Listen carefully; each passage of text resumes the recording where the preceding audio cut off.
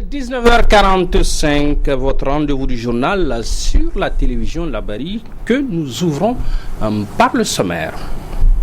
Le Niger, à nouveau la cible des terroristes. 2 attaques simultanées ont été perpétrées à Walam et à Mangaise aux environs de 3 heures du matin ce jeudi 30 octobre. Sur le bilan, vous entendrez le communiqué conjoint ministère de l'Intérieur et ministère de la Défense. Le Burkina Faso au bord de l'insurrection en ce jeudi, jour du vote de la loi qui permettra au président Compaoré de briguer un autre mandat. Face à la rue et aux scènes de violence, le gouvernement a fait marche arrière. Nous irons donc au cœur d'une capitale en flammes ce matin. Voilà donc pour le sommaire. Bonsoir, merci et bienvenue à toutes et à tous. Le Niger, dis-je, victime de 2 attaques simultanées en ce jeudi 30 octobre dans les localités de Walam et de Mangaise. Des attaques meurtrières selon le communiqué conjoint du ministère de l'Intérieur et de celui de la Défense que je vous propose de suivre. Communiqué du ministère de l'Intérieur et du ministère de la Défense nationale. Ce jour 30 octobre 2014, aux environs de 5 heures, des éléments terroristes ont mené des attaques simultanées contre la prison civile de Walam, le camp de réfugiés de Mangaise et contre la patrouille régionale de Tillabéri opérant aux environs de Banibango. Le bilan global provisoire est de 5 policiers, 2 gendarmes et 2 gardes tués, 2 gendarmes, 1 policier et 1 garde blessés, 1 gendarme, 1 policier et 1 garde portés disparus, plusieurs prisonniers évadés, 1 véhicule détruit. En cette douloureuse circonstance, le ministre de l'Intérieur, de la Sécurité publique, de la décentralisation et des affaires coutumières et religieuses et le ministre de la Défense nationale présentent au nom du président de la République, du gouvernement, de l'ensemble des forces de défense et de sécurité, leurs condoléances les plus émues aux familles des disparus. Les opérations sont en cours pour neutraliser les assaillants. Le ministre de l'Intérieur, de la Sécurité publique, de la décentralisation et des affaires coutumières et religieuses et le ministre de la Défense nationale réitèrent leurs encouragements aux forces de défense et de sécurité déployés sur toute l'étendue du territoire et sur les théâtres d'opérations extérieures qui œuvrent sans relâche à la défense de l'intégrité territoriale du territoire national et au maintien de la paix et de la stabilité dans la sous-région. En tout état de cause, le Niger est plus que jamais déterminé à mener une lutte sans merci aux côtés de ses partenaires contre ces groupes terroristes et autres forces obscurantistes qui opèrent dans la bande sahélo-saharienne. Vive les forces de défense et de sécurité, vive le Niger, je vous remercie. Et à l'annonce de la nouvelle ce matin, avant ce communiqué conjoint des ministères de l'Intérieur et de la Défense, nous avons joint au téléphone ce matin donc un témoin à Mangaise. Nous l'écoutons. Vraiment, c'est vers 4 heures du matin que 5 personnes sur 8 motos sont déjà attaquées le poste du camp des réfugiés de Mangaise.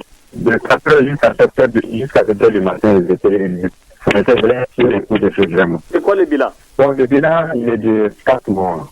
4 morts côté? Donc, côté force de défense et de sécurité. Donc, 3 gendarmes et puis un garde national. Et il y a un blessé. De l'autre côté, il n'y a pas eu de... Quand ils partaient même, ils étaient en train de brandir leur selon beaucoup de sources, ils disent que ce sont des feux de Mouja. Le coup de tir, c'est des armes lourdes, mais c'est des armes légères. C'est comme des classifications. Ceux qui ont vu les armes, ils disent que vraiment, elles sont plus armées que les forces de défense et de sécurité. Comment la fait là-bas actuellement, au moment où on parle? Bon, maintenant, vraiment, parce que même maintenant, les réfugiés, ils fuient, ils quittent le camp, la ville, vraiment, ça ne va pas vraiment. On est vraiment en danger. Présentement, vous êtes où actuellement? Moi, je suis actuellement à la guest. On a eu une guest là-dedans qu'on a fait du camp de réfugiés. On est rentré, on n'est pas sorti. Ça vous a fait peur la situation que vous avez vécue ce matin? Ah, vraiment, ça me surprend. Parce que même hier, ils ont fait une opération, ils ont attaqué un poste, il y avait un village qui s'appelle Anantandila. À 20 km de Mangari, il y a eu un marché hier vers la soirée, ils ont attaqué. Il fallait qu'il y a même un véhicule qui a été brûlé, il y a eu 2 morts. Ouais, vraiment, c'est inquiétant. Hein. Pour la population, chacun vraiment, c'est un jour de marché vraiment, il n'y a pas grande affluence. La situation maintenant, elle est un peu calme. Oui, la situation était calme, mais vraiment, les gens ont vraiment peur. Donc c'est la première attaque de ce genre depuis le déclenchement de la crise au Mali? Oui, c'est la première attaque depuis que le plan de réfugiés a été créé ici, depuis 3 ans. Et au niveau des réfugiés, il n'y a pas eu de morts, il n'y a pas eu de blessés là-bas? C'est après qu'il y a une femme qui a été blessée, mais elle a été évacuée sur voilà. Vous personnellement, vous avez vu les attaques? Bon, moi, j'étais dans la tour, mais j'entendais, j'ai pas vous, mais il y a nos collègues qui les ont vus parce qu'ils étaient devant l'appartement. Moi, j'étais à l'intérieur, mais j'entendais leur bruit. Vous avez vu ça avec le coup de feu? J'ai entendu leur voix quand ils disaient là, on va en retournant. C'était tout juste, la face devant notre maison. Ils ont brûlé une moto, ils ont emporté une moto de la sécurité et ils ont brûlé le drapeau du Niger. Les attaques simultanées contre le Niger ce matin ne sont pas les premières, souvenez-vous. Il y a eu Arlit en mai 2013, la prison civile de Niamey le 1er juin de la même année. Donc, retour sur les faits, un judicieux devoir de mémoire auquel nous invite Hassan Saleh Mustafa. Attaque simultanée tôt ce jeudi matin dans le département de Walam et le poste de Manguézé dans la région de Tillabéri à l'ouest de Niamey. Plusieurs éléments de forces de défense et de sécurité tués. L'attaque n'a pas été revendiquée. Nous sommes en alerte depuis l'annonce de la nouvelle, précise un élément de la gendarmerie nationale en poste à Ayerou sur la frontière Niger-Mali, contacté au téléphone par Labari ce matin. L'attaque est intervenue aux environs de 3 heures du matin. Nous sommes en train de visiter le lieu pour constater le dégât. Je ne peux rien vous dire pour le moment, a déclaré Hassimi Djabri, le gouverneur de la région de Tillabéri, une région qui partage une longue frontière commune avec le Mali. En effet, depuis le déclenchement de la crise politico-militaire au Mali en 2012, la sécurité est nettement renforcée dans cette partie du Niger. L'attaque de ce matin est la première du genre sur cette frontière nigéro-malienne.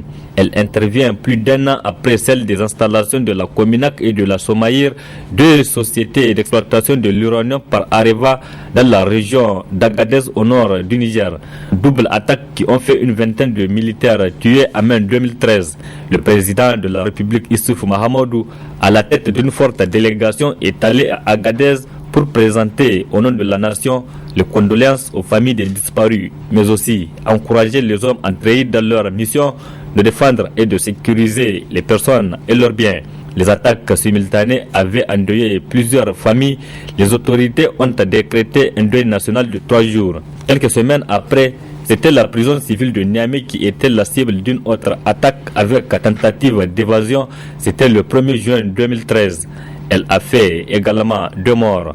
Les 2 attaques d'Agadez avaient été revendiquées par le groupe terroriste de Mokhtar Belmokhtar. Après le déclenchement de la crise malienne, le Niger a décidé d'envoyer un contingent de plus de 800 soldats dans le cadre de la mission de maintien de paix de l'ONU-MINUSMA, parmi lesquels 9 éléments ont malheureusement été tués le 26 septembre dernier à la suite d'une embuscade entre Menaka et Assongo dans le nord Mali et enterrés à Niamey le 3 octobre dernier en présence des autorités civiles et militaires, mais aussi des parents, amis et connaissances. Que Dieu nous préserve. Point de presse cet après-midi même à Niamey de l'Alliance pour la réconciliation, la démocratie et la République ARDR. Elle dit plutôt rester sur sa faim à l'issue des précisions apportées, on s'en souvient, par plusieurs ministres sur la gestion du pays.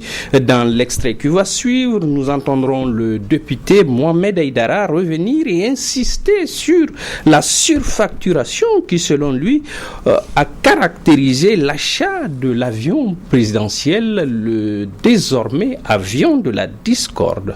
Mohamed Aïdara. Les points de préoccupation que nous posons, que nous avons posés et que nous continuons de poser, c'est que le chef de file de l'opposition a relevé. Le premier constat qu'il a fait, c'était la surfacturation. Et il a argumenté. Nous avons sur les marchés internationaux des avions neufs et d'occasion des types d'avions qui sont les mêmes que le nôtre. Un qui date de 1998 et un autre qui date de 2001, dont les prix ont été donnés.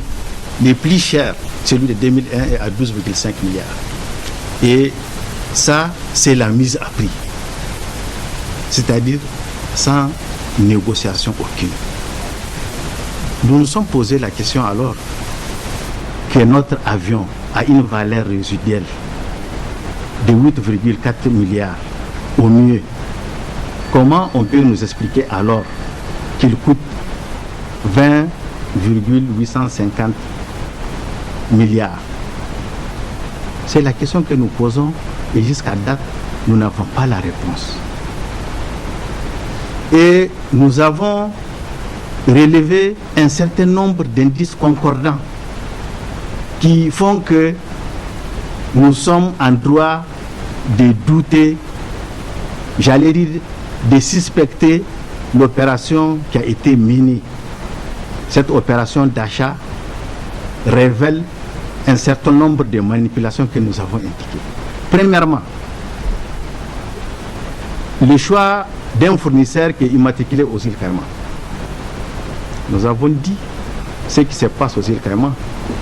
C'est par essence les îles Caïmans un endroit où tous les fraudeurs se retrouvent. Pourquoi alors l'avion qui, lorsqu'on suit sa traçabilité jusqu'à sa revente, appartenait à TAG Aviation, pourquoi il s'est retrouvé au niveau d'un fournisseur qui lui est immatriculé aux îles Caïmans? C'est le premier élément suspect de l'opération. Deuxièmement, et puisque les ministres ont évoqué une comparaison avec l'avion de nos voisins maliens, nous relevons que l'avion du Mali est plus récent que le nôtre. Donc nous avons acheté un avion qui est relativement plus âgé que l'avion du Mali. C'est notre deuxième titre du jour. Ouagadougou au Burkina Faso, un véritable champ de bataille ce matin avec des rues investies par une foule de manifestants en colère et presque au bord de l'hystérie. Vous allez le voir. L'Assemblée nationale saccagée et brûlée à Ouagadougou, la mairie et le siège du parti au pouvoir brûlés à Bobo-Dioulasso. Conséquence, un gouvernement contraint au recul. Le récit. Et soudain, jeudi matin, le peuple de Ouagadougou s'est enflammé. Refusant une réforme constitutionnelle que devait voter l'Assemblée nationale, il est descendu dans la rue. Très vite, la manifestation est devenue insurrection. Première cible, ce Parlement rejeté. Les manifestants réussissent à pénétrer. Les députés de la majorité s'enfuient. Le bâtiment est saccagé puis incendié. L'épaisse fumée noire est visible dans toute la ville. Un symbole. Je déclare l'Assemblée nationale du Burkina Faso dissoute. Très vite, mais trop tard, le gouvernement a pris la mesure de la crise. La télévision annonce le retrait du projet de loi, puis cesse d'émettre. Ses locaux sont aussi investis et saccagés. Avec sa réforme constitutionnelle, Blaise Compaoré, au pouvoir depuis 27 ans, voulait autoriser un troisième quinquennat au président élu, ce que l'opposition a interprété comme une garantie de maintien au pouvoir pour 15 ans de plus. Blaise Compaoré est devenu ainsi la cible première des manifestants. Le président Compaoré doit faire comme le président Maurice Yamego. Il doit démissionner. Le gouvernement de Luc Adolphe Tchao doit démissionner. L'ensemble des députés du CDP doivent démissionner. Parce qu'aujourd'hui, ils ont entendu la voix du peuple. Ils ont fermé les yeux et les oreilles depuis longtemps. Mais aujourd'hui, l'histoire s'écrit encore un 30 octobre. Les forces de l'ordre ont tenté brièvement de stopper la foule, puis ont battu en retraite. Seul point de blocage, le palais présidentiel. Blaise Compaoré y serait retranché. Des coups de feu ont éclaté non loin de la résidence du frère du président, François Compaoré, une personnalité influente du régime. Un homme au moins a été trouvé mort. Les photos qui circulent sur Twitter ne font que renforcer l'exaltation. En fin d'après-midi, la situation restait confuse. Des tractations seraient en cours pour convaincre Blaise Compaoré de partir. Généraux influents, dirigeants de l'opposition et diplomates se concertent. Mais pour beaucoup, dans les rues de Ouagadougou, une page est tournée.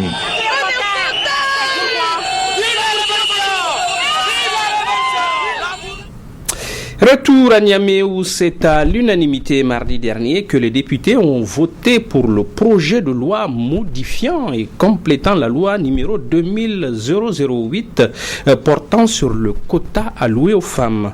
Ainsi, le quota passe de 10 à 15% pour les postes électifs, mais reste inchangé pour les postes nominatifs. Réaction des ONG et associations féminines dans ce reportage de Michel Dedi et Sadou Doumi. Suivant. 14 ans de bataille. Jusqu'à présent, on n'est pas arrivé à notre soif.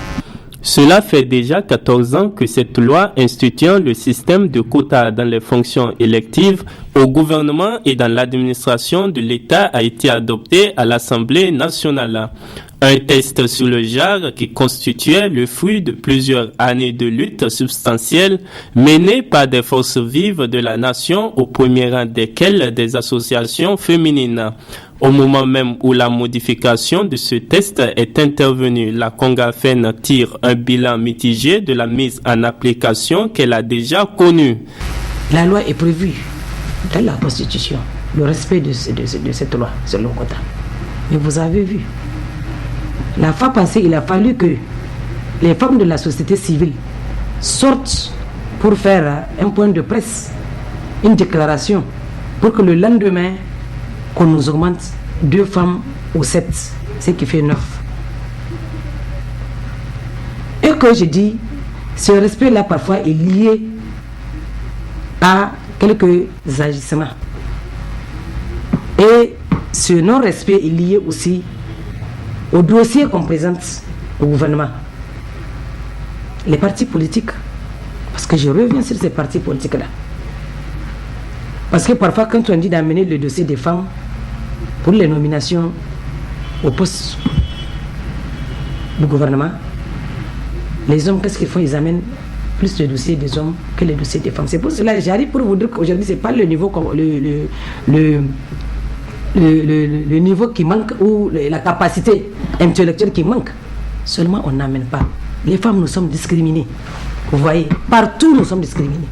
Pour la coordination des organisations non gouvernementales et associations féminines nigériennes Congafen, l'adoption de ce projet de loi qui rehausse de 10 à 15% la proportion des candidats de l'un ou de l'autre sexe dans les postes électifs ne constitue ainsi qu'un petit pas en avant qui laisse croire que la plus grande besogne reste encore à faire. On a eu le rehaussement uniquement au niveau des postes électifs.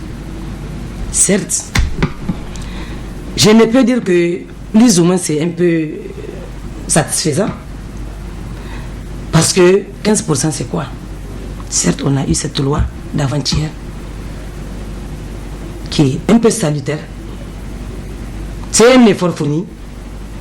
Mais je dis, la bataille n'est pas terminée. Vous prenez le Mali, le Sénégal, et ils en ont fini, on n'en parle plus.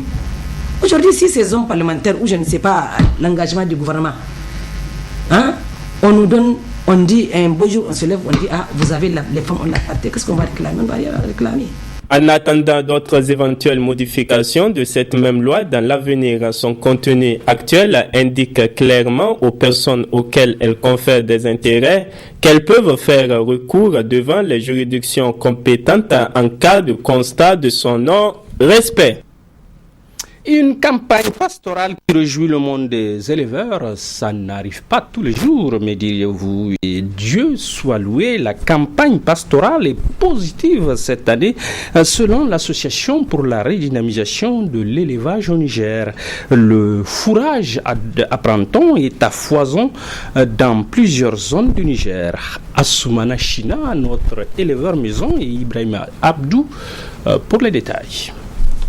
La campagne hivernale s'est achevée à la grande satisfaction des éleveurs du Niger. Le pâturage est déclaré bon dans plusieurs zones du pays. Au vu des constats, nous avons remarqué en tout cas des poches où les pâturages sont vraiment bien. Ça s'est bien développé. Néanmoins, rien n'est uniforme au Niger. c'est lui qui sait, et c'est pas seulement au Niger, c'est d'une manière générale tous les pays du Sahel. Donc il y a aussi des poches où il y a véritablement un déficit fourrager. Donc c'est pourquoi il est quand même bon de prendre des dispositions avant que cela ne soit tard. Parce que dans tous les cas, le bétail des zones où il y a déficit va certainement migrer vers les zones où il y a de surplus en pâturage. Et là, c'est sûr que ça ne pourra pas suffire à tout le bétail. Donc, et il se trouve que, puisque notre mode d'élevage est de type extensif, donc on peut même s'attendre au bétail des autres pays, surtout vu l'insécurité qui est en train de prévaloir dans certains de nos pays voisins. Donc là, il va falloir quand même que les services techniques d'élevage fassent beaucoup attention avec le cheptel nigérien, mais aussi tenir compte du cheptel qui est censé devenir au Niger. Des actions ont été entreprises afin de protéger ces pâturages, notamment du feu de brousse. Pour ce qui concerne les feux de brousse, déjà la CCA a lancé les bandes parfaites, le programme de bandes parfaites pour pouvoir sauvegarder les pâturages. Et dans tous les cas, c'est un truc insuffisant. Nous saluons quand même cette année le fait que le programme a vite démarré, parce que nous avons vu par le passé, au moment où le programme commence en mai-juin, voyez-vous, au moment où le peu de pâturage même est terminé, alors que la zone est déjà retenue. Donc une question de mauvaise programmation dans le temps. Je pense que cette année ça ira, donc surtout avec les sensibilisations. Les programmes de bandes parfaites sont en cours. Ils sont en train de les exécuter déjà. Donc non seulement au niveau de la cellule crise alimentaire, mais aussi avec d'autres partenaires qui sont en train de faire des bandes parfaites pour pouvoir préserver les pâturages dans les zones pourvues de ces pâturages-là. Officiellement, le bilan de la campagne pastorale 2014 n'a pas été publié du fait du blocage des statistiques par les syndicats du secteur rural qui revendiquent les primes et indemnités spécifiques. La joie également à la clôture ce matin à Niamey du séminaire atelier organisé par la Fédération des mines, industries et énergie du Niger. Au final, des résultats satisfaisants pour tous les participants, à commencer par le vice-président de l'ACV, partenaire de la Fédération. Écoutons-le s'expliquer. Nous avons un partenariat privilégié avec la CSC de la Belgique, avec cette organisation syndicale. Pas uniquement avec notre confédération, mais aussi avec la CSC Bâtiment, Industrie et Énergie. Nous voulons vraiment devenir un partenaire dans le monde syndical. De la santé et de la sécurité et aussi l'environnement a un double jeu. Tout d'abord, il y a les intérêts physiques pour les travailleurs même qui sont dans nos industries. Il est clair qu'il y a encore énormément de travail à faire en ce qui concerne la santé et la sécurité des individus qui aujourd'hui sont intégrés dans l'industrie. Mais d'autre part, il y a aussi la responsabilité sociale des entreprises, et une des grands axes de cette responsabilité des entreprises, c'est l'environnement. C'est quelque chose qui nous touche.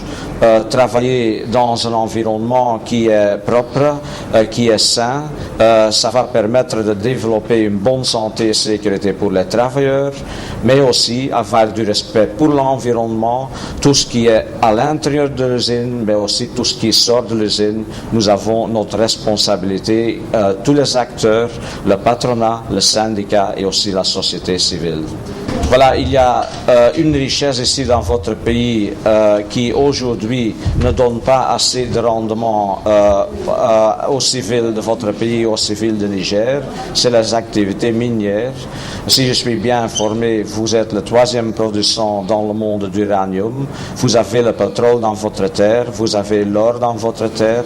Je pense que les acteurs, aussi le gouvernement, doivent prendre toutes les dispositions, qu'on croit que ces richesses ne sortent pas uniquement de votre pays, mais qu'il y a une grosse partie de ces richesses qui peuvent rester ici, et cela pour mieux servir la population de votre pays. Ce pays, il y a encore un grand défi à faire, c'est formaliser le travail informel tout d'abord, mais aussi construire une bonne sécurité sociale, parce que nous sommes tous des individus qui veulent travailler, qui peuvent travailler, mais il y a aussi des moments dans la vie où on n'a pas accès au travail, où on est pensionné, où on a des enfants qui doivent avoir une scolarité. Tous ces éléments doivent nous assurer d'une bonne sécurité sociale. Une bonne sécurité sociale, on peut construire cela uniquement quand on a une économie qui tourne.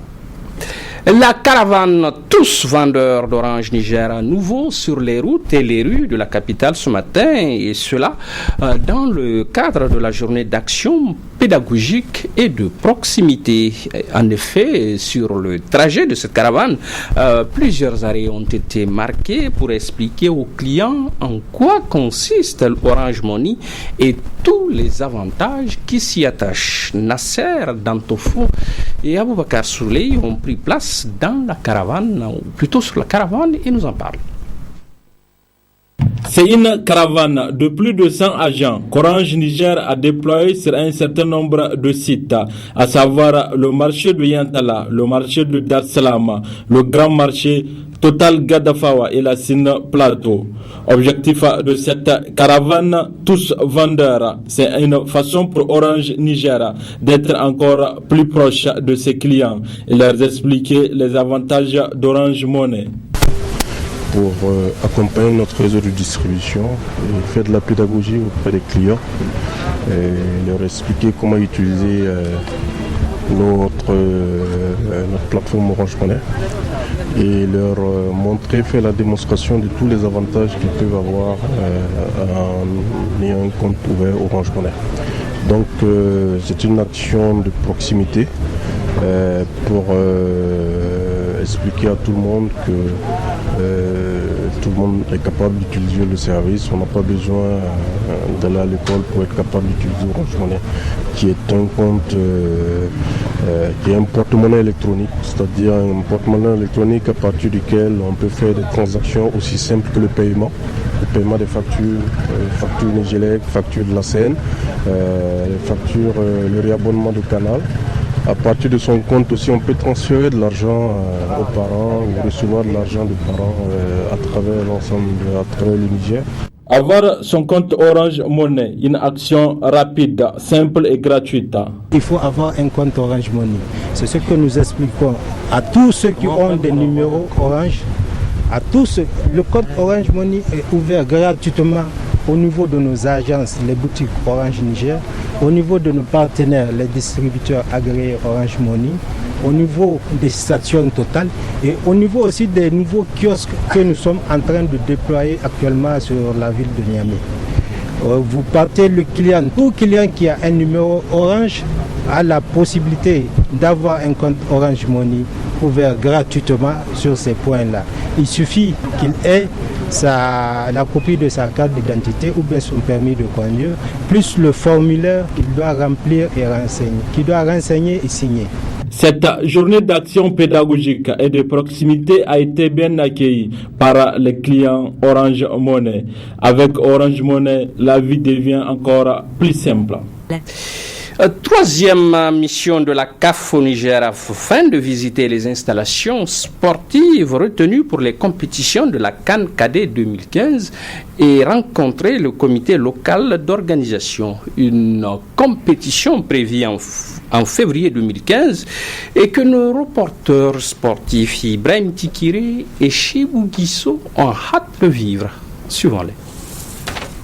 Autour du missionnaire de la Confédération africaine de football CAF, les membres du comité local d'organisation de la CAN des cadets Niger 2015, une rencontre de mise au point sur les responsabilités des différentes commissions.